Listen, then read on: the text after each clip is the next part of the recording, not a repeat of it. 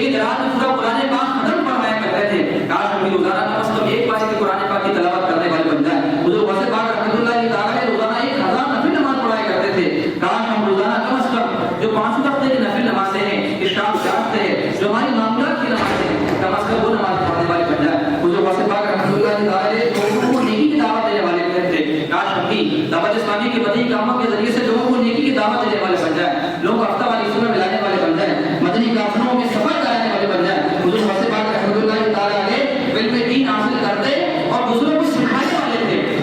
کاش ہم بھی علم دین حاصل کرنے میں توجہ لگا کر علم دین حاصل کرنے والے بن جائیں اور دوسروں کو علم دین سکھانے والے بن جائیں. انشاءاللہ تبارک و تعالیٰ ہماری زندگی کا یہ انداز رہا. حضور غوث پاک رحمۃ اللہ تعالیٰ کے ساتھ ہماری محبت کا یہ انداز رہا.